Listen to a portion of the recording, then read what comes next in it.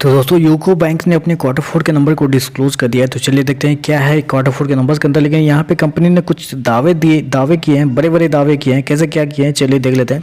तो सबसे पहले कंपनी ने ये तो बताया कि highest ever annual net profit company ने पोस्ट किया है इस क्वार्टर में।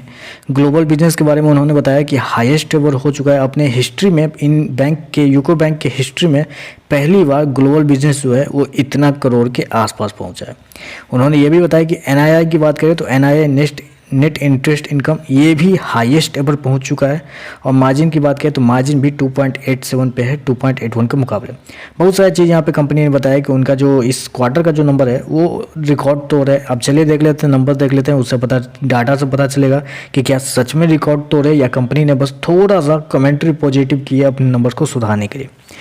डाटा बेसिकली लाख्स में दिया हुआ है, मैं आपको करोड़ में कन्वर्ट करके समझाता हूँ कैसे किया हुआ है। पिछले क्वार्टर की बात करें तो पिछले क्वार्टर में कंपनी का टोटल इनकम जो कंपनी ने जनरेट किया था वो अगर देखा जाए तो 5,050 करोड़ के आसपास, पिछले साल 4,361 करोड़, जबकि अभी देखें तो कंपनी का रिवेन्यू बढ़ के 5,946 करोड़ के आसपास आ चुका है। तो कंपनी के रिवेन्यू के अंदर तो बात सही है, कंपनी ने बहुत बेहतरीन तेज़ी दिखाई है।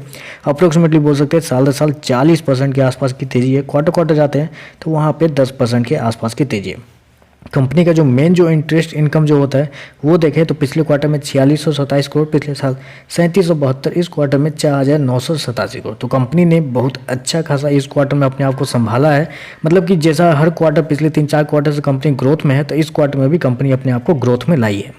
चलिए कंपनी के एक्सपेंस देख लेते हैं। एक्सपेंस में कंपनी ने क्या खर्चे किए हैं बेसिकली। पिछले क्वार्टर की बात करें तो पिछले क्वार्टर में कंपनी के खर्चे 4,096 करोड़ थे, पिछले साल 3,412 करोड़, जबकि इस क्वार्टर में कंपनी के खर्चे 4,590 करोड़ के आसपास आपको देखने को मिल रहे हैं। तो कंपनी के खर्चे इस क्वार्टर में थोड़े से ज़्यादा है, वो क्यों है मैं आपको थोड़ा देर में बताऊंगा। लेकिन चलिए कंपनी का नेट प्रॉफिट क्या है पहले वो देख लेते हैं। पिछले क्वार्टर की बात करें तो पिछले क्वार्टर में कंपनी का नेट प्रॉफिट देखें तो 652 करोड़ था, पिछले साल 312 करोड़, अभी देखें तो कंपनी का प्रॉफिट 681 करोड़ के आसपास है। तो अब आपका क्वेश्चन आएगा कि अरे ये तो प्रॉफिट गिर गया, कैसे गिर गया कंपनी का प्रॉफिट। बात सही है, आपका कहना सही है, कंपनी का प्रॉफिट जो है वो इस क्वार्टर में हल्का सा गिरता हुआ देखने को मिल रहा है, क्योंकि पिछले क्वार्टर के मुकाबले देखें तो अप्रोक्सीमेटली आप बोल सकते हैं कि 10% के आसपास की गिरावट है। ज़्यादा बड़ी भी गिरावट नहीं, 10% के आसपास की गिरावट है। लेकिन साल दर साल जाए तो साल दर साल अप्रोक्सीमेटली कंपनी का प्रॉफिट 95% के आसपास की तेज़ी में भी देखने को मिल रहा है। चलिए पहले ईपीएस देखते हैं, उसके बाद मैं बताता हूँ ये गिरावट क्यों ही है, इसके पीछे का क्या रीज़न है। तो पहले एनपीए देखते हैं। ग्रॉस एनपीए की बात करें पिछले साल 7.89, अभी देखें तो मात्र 4.78 है, जबकि पिछले क्वार्टर में भी 5.63। तो ग्रॉस एनपीए के अंदर एक बेहतरीन गिरावट आपको देखने को मिली, जो कि एक मेरे हिसाब से पॉजिटिव साइन है कंपनी के लिए। एनपीए की बात करें तो एनपीए के अंदर भी एक अच्छी खासी तेज़ी आपको देखने को मिली। पिछले क्वार्टर में 0.55, पिछले साल 0.26, अभी देखें तो बढ़ के 0.47 के आसपास है।